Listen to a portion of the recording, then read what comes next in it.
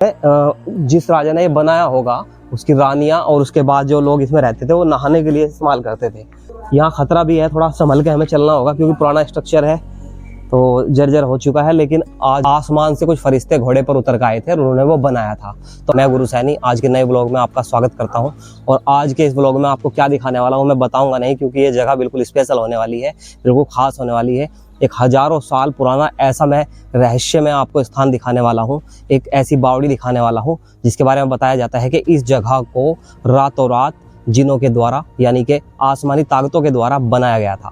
तो ना कि कुछ ज़्यादा बताना है, सीधे आपको ले जाकर दिखाना है। तो चलिए मेरे साथ आपको दिखाता हूँ एक बिल्कुल रहस्य में और हजारों साल पुरानी बावड़ी, यानी कि स्थानीय लोग कहते हैं कि इसको यहाँ बाई के कुएं के नाम से जाना जाता है। आप मेरे पीछे देख सकते हैं ये कितना पुराना स्ट्रक्चर है। ये पूरा जितना भी यहाँ कुआं बना हुआ है, बाई का कुआं, ये पूरा इस तरह का लाल पत्थर से बना हुआ है जो हजारों साल पहले किलों में और बहुत ही उस समय की जो बड़ी बड़ी इमारतें बनती थी उनमें इस्तेमाल होता था। दूर तक आप देख सकते हैं। तो सबसे पहले इसके नीचे वाले हिस्से में चलते हैं, ऊपर का हिस्सा भी आपको दिखाएंगे। ये चलिए देखिए कितनी बड़ी बड़ी पैड़ियाँ हैं। यहाँ के जो स्थानीय लोग हैं वो यहाँ लगातार आते हैं और उनका कहना है कि इस कुएं के पानी में नहाने से या उसे पीने से बाई की जो बीमारी होती है वो भी ठीक हो जाती है, ऐसा भी यहाँ के लोगों का कहना है। और आप देख सकते हो इसके जो बड़े पत्थर हैं जिससे यहाँ की पैड़ियाँ बनाई गई हैं, इन पत्थरों को भी मैं करीब से आपको दिखाना चाहूँगा।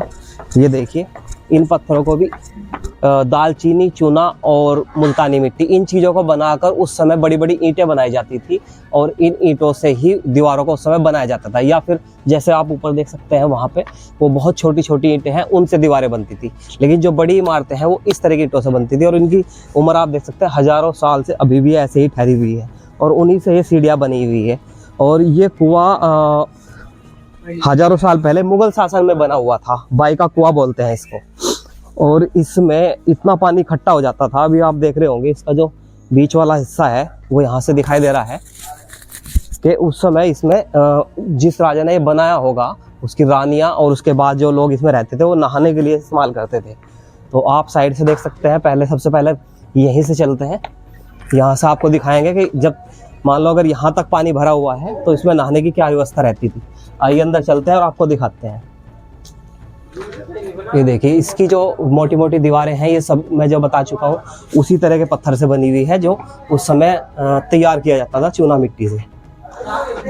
ये देखिए, यहाँ से आने के बाद यहाँ से ऐसे पानी लिया जाता था और ओपन जिसको नहाना हो यहाँ ओपन नहा लेते थे। और जो महिलाएं होती थी, लेडीज़ वगैरह, उस समय वो नीचे नहाती थी, वो भी आपको दिखाएंगे। यहाँ से देखिए वातावरण यहाँ का अभी भी काफ़ी स्वस्थ है, मतलब साफ़ सुथरा है।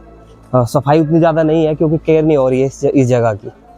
लेकिन यहाँ से आप देख सकते हैं इसका स्ट्रक्चर कितना पुराना है और क्या उस समय भी क्या मतलब कला दिखाई होगी उन लोगों ने जिन लोगों ने इसको बनाया। तो चलिए चलते हैं नीचे और समझते हैं यहाँ क्या चीज़ें हैं यहाँ उस समय की।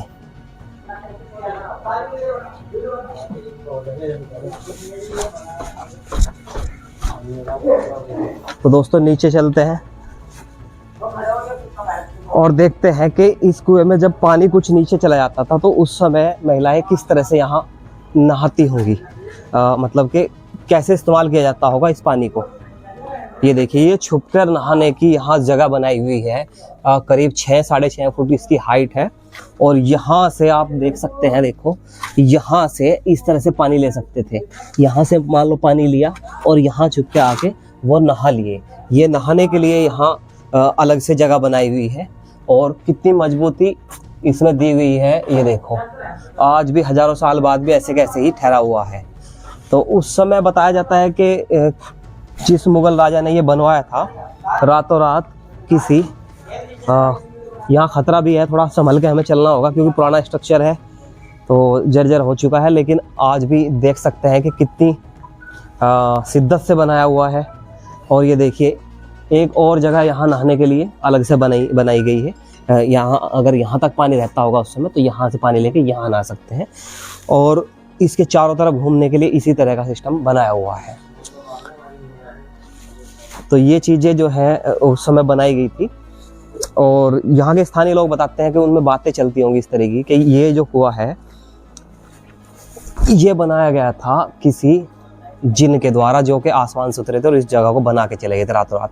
हालांकि इस बात में कितनी सच्चाई है इसका कोई पुख्ता सबूत तो नहीं है, लेकिन ये हजारों साल पुराना है, ये इसके स्ट्रक्चर को देख के समझा जा सकता है।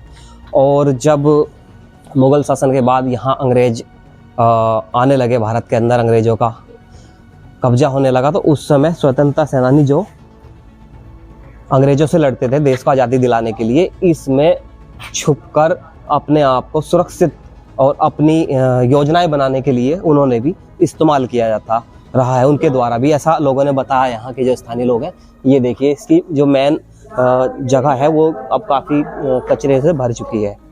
सो दोस्तों, ये जो ऊपर वाला हिस्सा है इसका, इस बावड़ी का, ये लाल पत्थर से बना हुआ है और पूरी ये जो लोहे की रेलिंग लगी हुई है ये सब बाद में लगी है।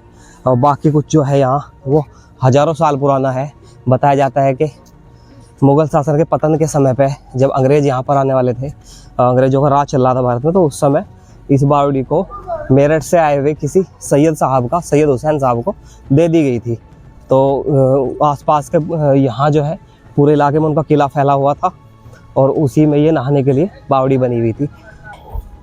आप देख सकते हैं ये बिल्कुल ऊपर का हिस्सा है और ऊपर सेफ्टी पर्पज से बाद में लोहे का जाल लगा दिया गया है। नीचे से अभी हम आपको दिखाने वाले हैं। ऊपर से आप अभी फ़िलहाल देख सकते हैं कुछ इस तरह का दिखता है। बाहर लाल पत्थर लगा हुआ है और लोहे की जो रेलिंग है वो बाद में लगी है। गेट वगैरह बनाए गए हैं। आसपास ये मुझेड़ा जो गांव है उसका बस्ती, नई बस्ती है। इसके अलावा भी काफ़ी चीज़ें यहाँ अगले ब्लॉग में मैं लेकर आऊँगा, आपको दिखाऊंगा। अभी फ़िलहाल चलते हैं नीचे। ये जगह जो है ये स्वतंत्रता सेनानी यूज़ किया करते थे छुपने के लिए और अपनी योजनाएं बनाने के लिए, अंग्रेजों से छुपने के लिए। तो इसलिए भी ये जगह ऐतिहासिक है, इसलिए भी, और क्योंकि भारत की एक बहुत ही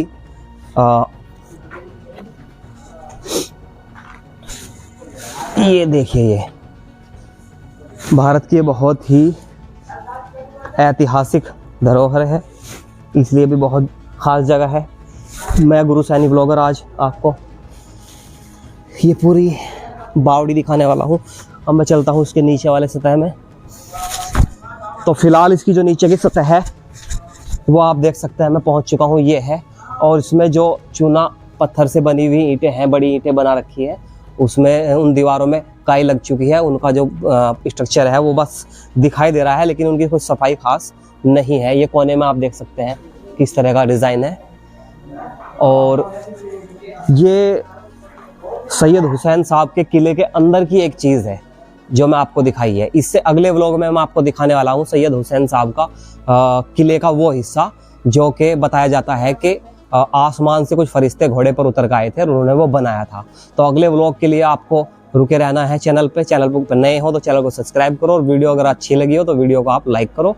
मैं गुरु सैनी नए व्लॉग पर जल्दी मिलता हूँ आपसे, तब तक के लिए जय हिंद। सो हेलो दोस्तों, बड़ा अच्छा लगा आपसे मिलके। अपना नाम बताओ और कहाँ से हो आप? मीरापुर से आए हो, घूमने के लिए आए हो। क्या नाम है आपका? मेरा नाम अरमान। भाई मैं गुरु सैनी ब्लॉगर, मुजफ्फरनगर ज़िले की जितनी भी खास चीज़ें मैं उन पर ब्लॉग बनाता हूँ और बड़ा अच्छा लगा आप सबसे मिलके। आप यहाँ घूम रहे हो, अपना एक्सपीरियंस बताओ कुछ, आपको कैसा लगा यहाँ घूम के? बहुत अच्छा लगा, अच्छी जगह है घूमने की भाई, सब आओ घूमने। चलिए बहुत बहुत धन्यवाद, थैंक यू, शुक्रिया, बरहकम। मिलते हैं अगले ब्लॉग में फिर। सब्सक्राइब करो।